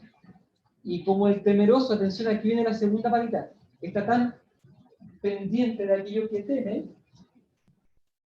según, digamos, ¿cómo puede llamarlo? Porque estamos, y pide la operación también porque se ensimisma. El temeroso está tan ocupado en sus temores que no tiene tiempo de pensar en el prójimo, de pensar en su hijo, de pensar en su esposa, en su pololo. Por temor, digamos, destina toda su memoria RAM en el yo. Es que a mí me puede pasar, es que mi examen, y después tu pololo dice, oye, no me pescaste como en 2 semanas. No es que tenía el examen. Pero alguna ola o algún, oye, tengo 2 semanas difíciles, te va a dar menos, o algo. No. Ay, que le ponéis página. No, tiene razón. Tiene razón. Tiene razón, o sea, último avisa. Bueno, entonces el temor lleva al ensimismamiento. Y todo eso también te hace hacer mal las cosas. Porque gran parte de las cosas que hacemos, hablando de esto de que impide la operación o la dificulta, tiene que ver con cosas que hacemos con otros. Entonces, si yo estoy muerto de miedo, ¿cómo voy a hacer bien esta clase?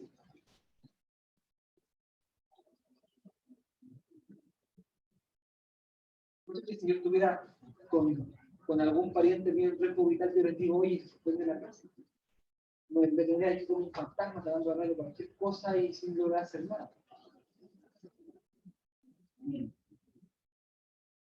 Y no es raro que temor y tristeza tengan estas cosas en común, porque en el fondo ambas refieren sobre un mal. El temor un mal que todavía no ocurre, pero que podría pasar, y la tristeza sobre un mal que ya está pasando. No es raro que concentren nuestra atención en este tipo en el mal que está ocurriendo y entonces yo me ensimisme y haga mal las cosas.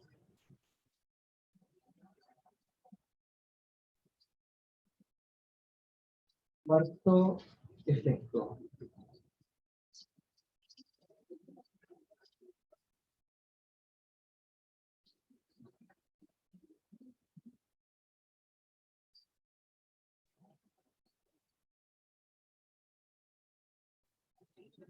El temor en una proporción sana dispone al consejo.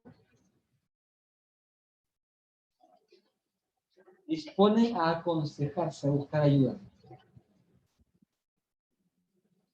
El que cree que está pasando algo malo, llama a un amigo, oye, estoy con esto, ¿cómo salgo? O el que tiene un problema médico, va al médico a preguntar. Como decíamos, sentir temor es bueno. Hay muchas cosas que nos tienen que dar miedo. Una enfermedad, un grado que me fue mal en la primera prueba y yo sé que no estoy haciendo nada. Una relación de pareja con otra persona nunca está presente, nunca me llama, nunca está bien que yo tenga esas cosas que no esté con. Ya. Y cuando el temor es proporcional y no es demasiado, yo voy a pedir ayuda, ¿cierto? Amiga, oye, ¿es normal que mi polola no me hable en 2 meses? Ya. ¿Cómo es la...? Amiga, date cuenta, eso. Amiga, date cuenta. ¿Cómo? ¿En 2 meses no te da un beso? No. Dice que te considera como su alma gemela, amigos mejores. No. No. Uf, no, amiga, date cuenta, ¿cierto? O no sé, pues uno le duele una cosa en el cuerpo, se va al doctor y el doctor te dice esta cosa. Ya no te acongoja, porque ahora puedes prever. Si lo que ya tienes un... Bueno, mi mujer está con un lumbago, ¿eh? Está acostada en la cama, no se puede mover. Bueno, entonces, claro, cuando empezó como a... y chillaba porque se movió un poquito y le dolía, la congoja. Entonces, ¿qué hacer? ¿A dónde vamos? ¿Qué se hace? ¿Se llama la ambulancia? ¿No se llama la ambulancia? Congoja. Pero ya cuando el doctor dice, es un lumbago, hay que esperar no sé cuántos días, ya, la podemos sacar. Se dispone al consejo. Eso dispone a que yo busque consejo, a que yo me acerque a pedir ayuda. Por eso es que el temor es bueno. Es bueno que tú tengas miedo a que te vayan a dar una prueba, porque eso te dispone a estudiar más, a pedir ayuda. Es bueno que tengas miedo de, no sé, pues, que te asalten, entonces tú la noche cierras bien, poner el candado, agárrate de béisbol, la manopla, ya. Entonces, un cierto temor es positivo. Sobre todo esto porque predispone a pedir ayuda. Cosa que nos cuesta, porque en general, incluso los que tienen más baja autoestima, los que tenemos baja autoestima, tratamos como de ser autosuficientes, como que me la puedo. Sí, yo. Y nos cuesta mucho ponernos en la posición de humilde, de exponernos delante de alguien como, oye, esto no sé. Y esperar a que alguien te aconseje pedir. Es una cosa que cuesta mucho hacer. Estamos como una especie de mundo donde se nos dice, no, tú somos autosuficientes, tú sabes lo que es bueno, si tú sientes algo, bueno, es correcto, como que nadie se puede meter en nada, como bueno, yo opino de esto, bueno, tú opinas de otro, ya, bueno, son opiniones. Y a veces uno, no sé qué opinión, no tiene como pedir educación y no nos atreve. Bueno, tenemos que recuperar la capacidad de pedir ayuda, de acercarnos a personas que nos parecen confiables, prudentes, para decirle, oye, ¿sabes qué? Aquí no sé qué hacer. Me queda grande el poncho, ¿qué hago?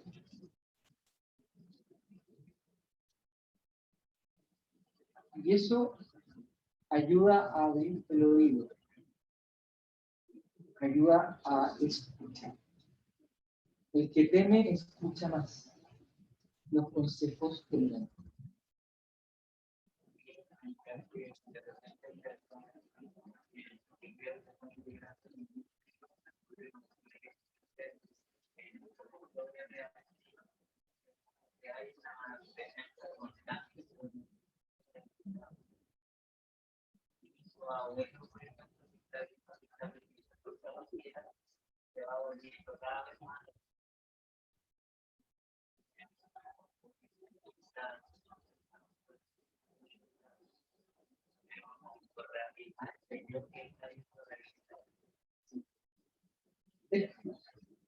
Es paradójico, pero a veces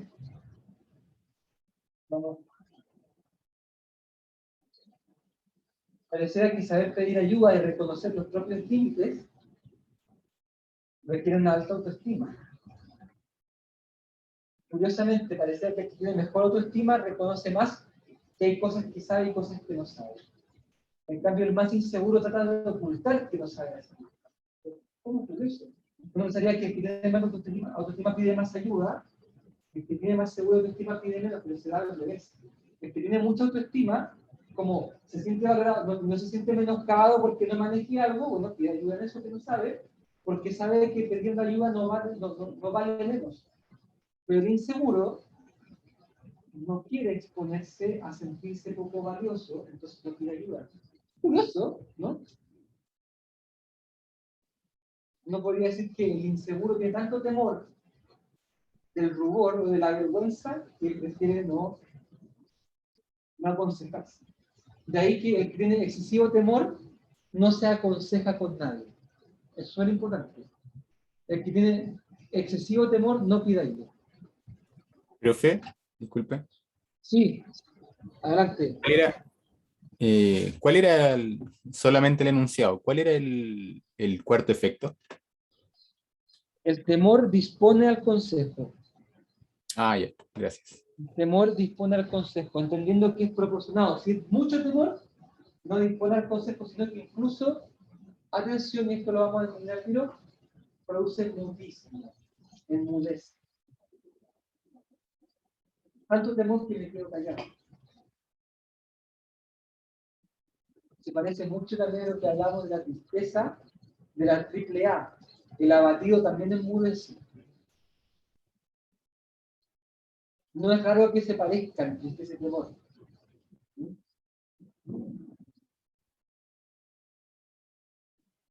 ¿Cómo vamos a estar? Tenemos unos minutos para hablar sobre el trauma. El trauma psíquico, y aquí sutilmente voy a salirme un poquito de la suma de teología para aplicarla a un cierto aspecto. ¿En qué consiste un trauma propiamente tal? Un trauma psíquico. Un trauma psíquico consiste, digamos,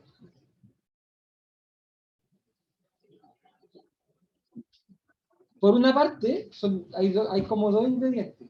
Hay un evento que es tremendamente temible o tremendamente malo, donde ha estado expuesta la persona al riesgo vital. Por ejemplo, un accidente. Por ejemplo, el haber sido asaltado, el haber sido abusado, el sufrir bullying, donde uno siente que uno podría estar perdiendo la vida o algo muy importante. O bien, atención, a veces ocurre que le pasa a alguien que yo quiero mucho. Y como yo me imagino en los zapatos de ese que yo quiero mucho, me traumo vicariamente. Se llama trauma vicario. Me traumo yo por algo que otro vivió. También existe eso. Digamos, te atropellan a ti, ya te en el hospital y te salvaste, ya va a quedar traumado probablemente para salir a caminar por la calle. Pero también te va a pasar lo mismo si es que ves que atropellan a alguien. Y ves la sangre, ves la persona sufriendo, y eso, esa escena también te puede traumar. Por eso es que si uno está en la calle con un niño y ocurre un accidente, uno se lo lleva de allí. Uno no dice, que mi niño vea para que vea cómo es la vida. No, porque el niño, digamos, aunque no le está pasando a él ve lo que está pasando ahí y se imagina como que le pudiera pasar a él. Trauma vicario. También puede pasarle a uno, atención, cuando uno ve por televisión algún tipo de accidente. Uno también se puede traumar por cosas que ve en la tele o cosas que escuchan que le pasaron a alguien. De ahí también que muchas películas de terror nos traumen de verdad. Es curioso que la gente crea películas de terror. Deberíamos poder explicarlo en algún momento en esta asignatura. ¿Por qué hay personas que escogen ver películas de terror o los thrillers que tienen tanta atracción? Tenemos que poder explicarlo. Pero en principio hay escenas tan terribles o noticias tan terribles que a uno le pueden provocar un trauma sin que uno lo viva directamente. Basta con que uno imaginariamente como que tenga una especie como de vivencia muy real pero imaginaria del asunto y uno ya se trauma. O sea, tiene que ocurrir este evento. Y segundo, atención, esto es clave, tiene que haber una percepción subjetiva de estar delante de un mal de grado sumo. No, acuérdense que el temor era un mal futuro arduo, pero males arduos hay muchos. Mal arduo puede ser echar una prueba, no sé, perder mucha plata, que la saltes, pero la posibilidad de que tú mueras es el mal más grande que puede existir. Al menos desde el punto de vista de los temores naturales, que tenemos como por ser mamíferos. O sea, todo animal, incluso, Tomás aquí no, va más allá, todo ser tiene miedo a dejar de ser. Hasta la piedra le teme a dejar de ser piedra. Todos los seres le temen a dejar de ser. No hay peor cosa que la aniquilación. Que de ser algo a no ser nada. Perder el ser. De ahí que para las personas que no tienen ningún tipo de mirada trascendente de la vida, más allá de la muerte, el tema de la muerte sea muy difícil o terrible de abordar.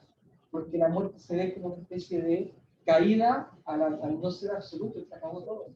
No hay nada más. De ahí que digamos que las personas existencialistas hablen de una especie de angustia existencial. Claro, bueno, porque si después de la muerte no hay nada y se acabó todo y volvemos, digamos, inaniquilo, bueno, el reino es para temer muchísimo.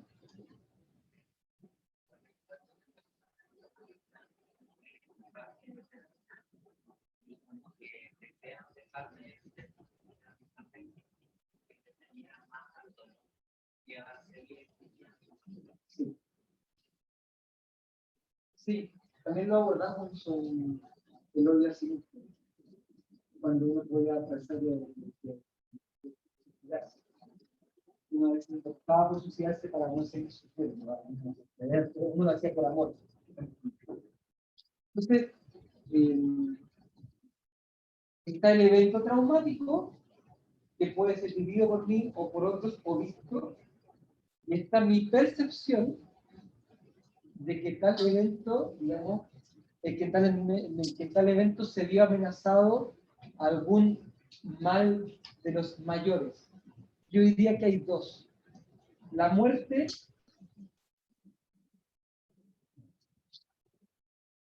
y la deshonra. La deshonra, profe. No, sí, hay gente que prefiere morir antes que ser deshonrada.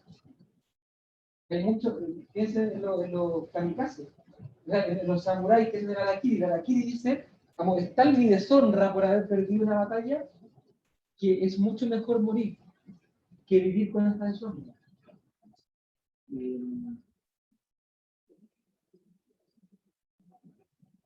Hay gente, no sé, bueno, lo que quiero decir es que son las dos cosas más temidas: la deshonra y la muerte. Claro que me diga, profe, pero en un abuso sexual la posibilidad de morir no está segura, la deshonra y la muerte. La sensación de ser vulnerado hasta lo más profundo, aunque no te haya matado, o sea, y atroz, o sea, hay gente que preferiría haber muerto. Son las dos cosas que más hacen. Entonces,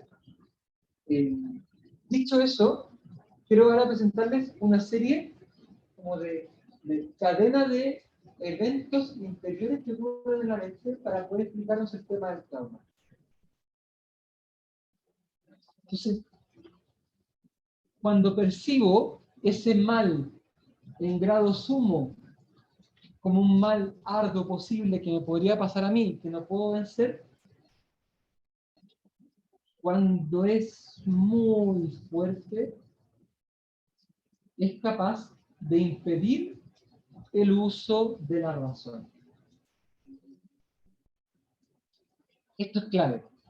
Hablábamos recién de impedir la operación. ¿Se acuerdan como uno de los efectos? Bueno, una de las operaciones del ser humano más importantes es la operación de razonar, el acto de pensar, de tener conciencia de mis actos. Cuando el temor es tan devastador, yo pierdo incluso la conciencia. De ahí que haya muchos relatos de gente que ha sufrido eventos traumáticos, por ejemplo, en la caída de las Torres Gemelas, que relatan haber escuchado un zoom y después dicen, no sé qué pasó, pero sé que un día después me encontraron en un bosque, yo estaba en cuclillas y alguien me dijo, ¿quién eres tú? Y empecé como a darme cuenta que tenía una laguna mental de un día. Esa laguna de la memoria ocurre justamente porque durante el suceso perdí mi capacidad de razonar y con ella perdí mi capacidad de autoconciencia. Ocurre lo mismo que cuando me embriago. El que se embriaga, el que se cura, el chileno, el que se emborracha, el que se le pasan las copas, también hay como un lapsus de tiempo, una laguna que no sabe qué es lo que pasó. Pero ese lapsus de tiempo, la persona se rió, cantó, bailó arriba de la mesa, se agarró a alguien y no ni siquiera supo. Del mismo modo, la persona que está bajo un temor agudo, es decir, bajo una especie de temor traumático, hace muchas cosas, corre, habla, da entrevistas, sin darse cuenta de lo que está haciendo. Y después toma conciencia. Y después no se acuerda de esa laguna. Del mismo modo que el borracho. Porque el sonámbulo también hace un montón de cosas sin conciencia de hacerlas.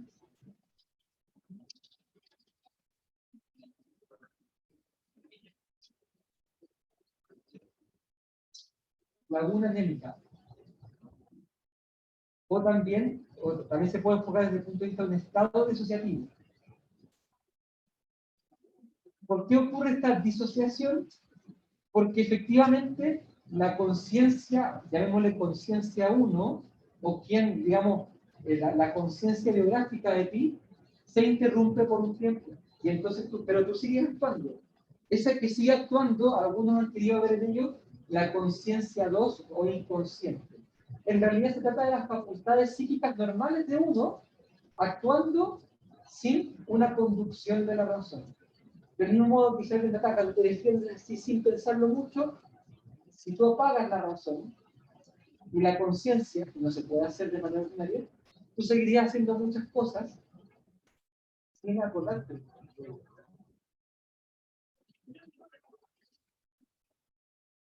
Fuga, también se puede llamar fuga ideoafectiva, sí se podría llamar así.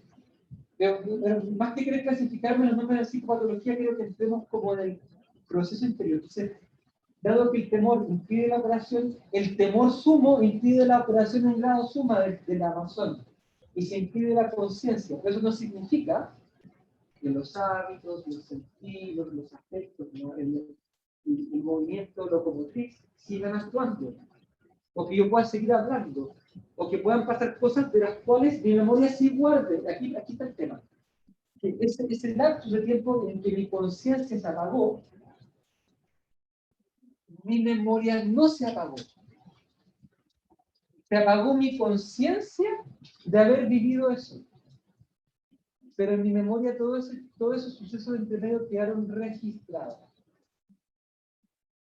Por eso, el que tiene un trauma, digamos, va por la vida con su conciencia, escucha, por ejemplo, un ruido de un avión que pasa, por ejemplo, testimonios de veteranos de guerra de Vietnam.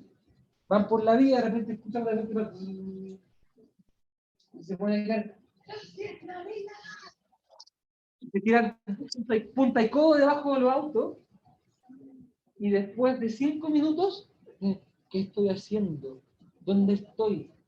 Eso se llama flash forward, es decir, como que vuelvo a vivir en el tiempo presente algo que me pasó. Y de nuevo, vuelve a ocurrir que no tengo memoria de eso. A mí me dicen, oye, te tiraste debajo de un auto, punta y codo y tiraste los vietnamitas. ¿En serio?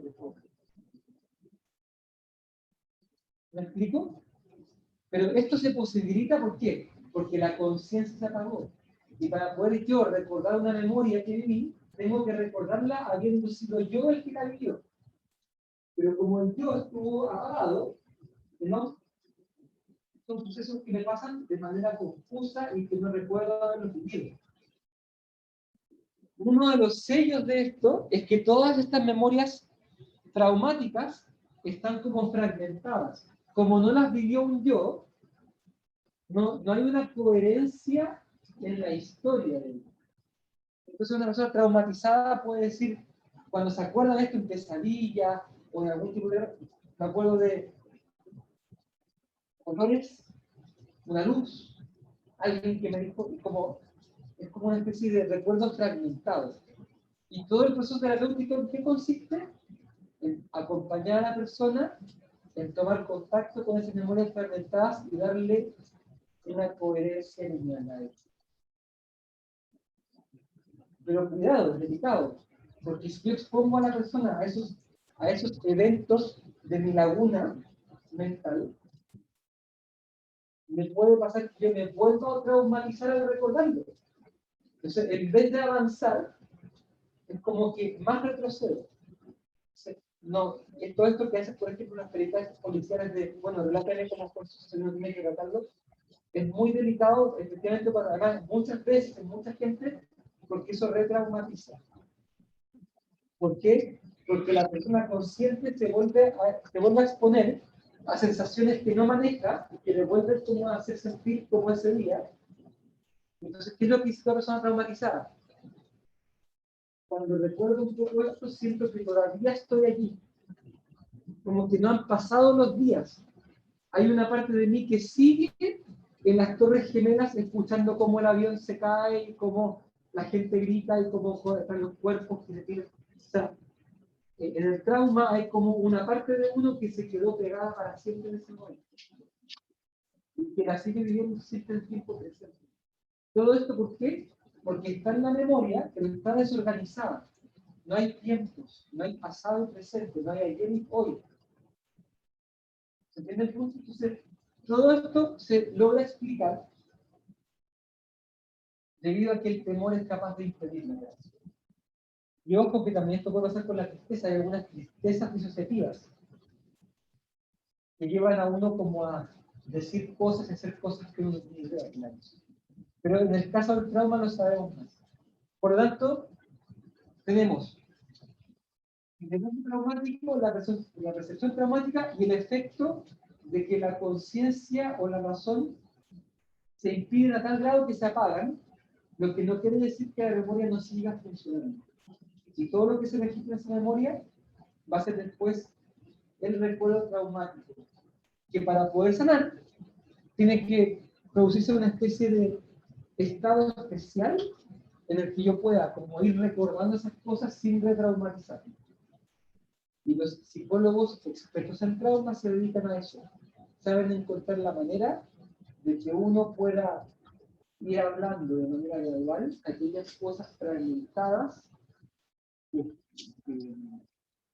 sin que me retraumatice, sino que al revés, como encontrando un orden y como pudiendo ordenar ese gallinero interior. ¿Qué pasó?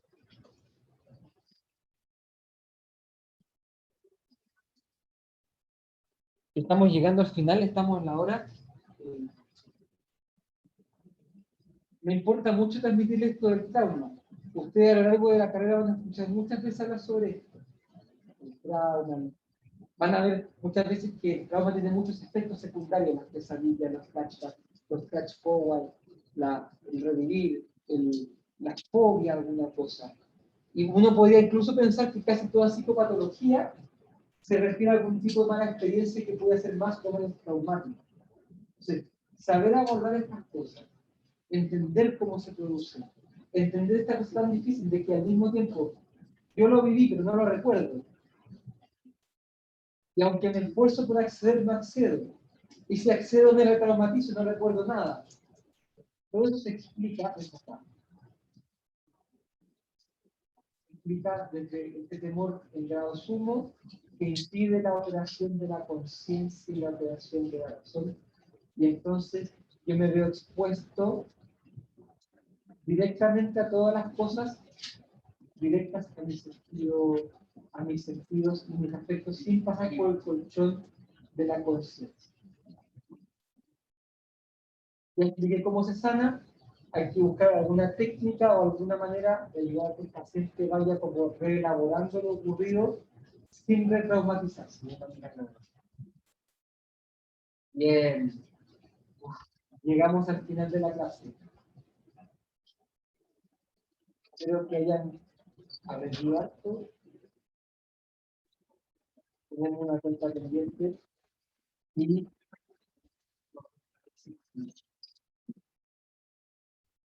cuídense mucho. Cuídense de los traumas, las congojas. ¿Sí? La verdad que hay que pasar. Ay, verdad.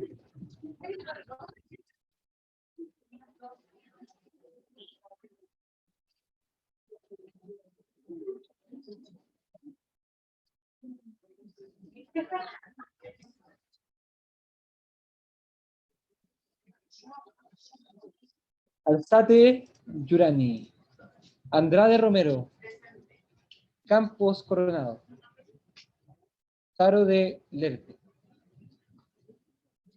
No se dice así, pero sí.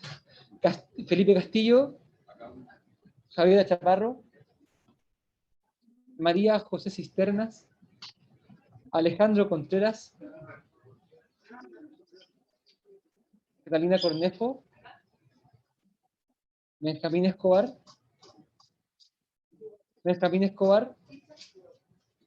Katia Espinosa,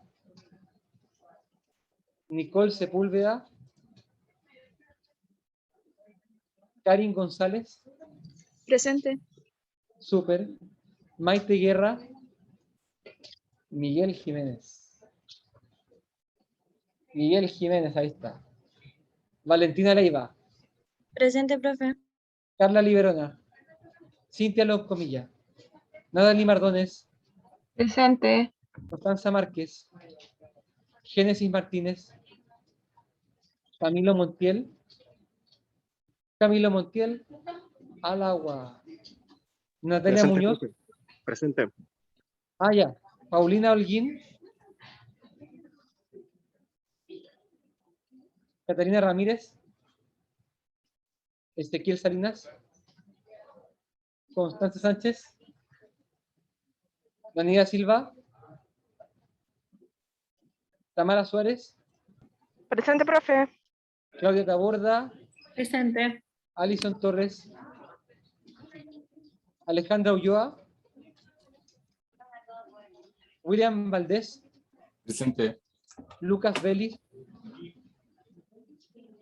Anaís Vidal, Rayén Ville, Cintia Zambrano, Cintia. ¿Alguien dijo de alguien que estuvo presente? Ahora, pero estaba bastante. No parece dijo presente. Sí. Ya. Que os vaya bien. Profe, ¿se escuchó, no? Que siempre me queda la duda. Sí, se escuchó Camilo. Ya, muchísimas gracias. Ya, profe, mucho. Gracias. Me escuché, profe. Soy la Tamara. Sí, también Tamara. Gracias, profe. Chao. De nada. Chao, chao. Gracias.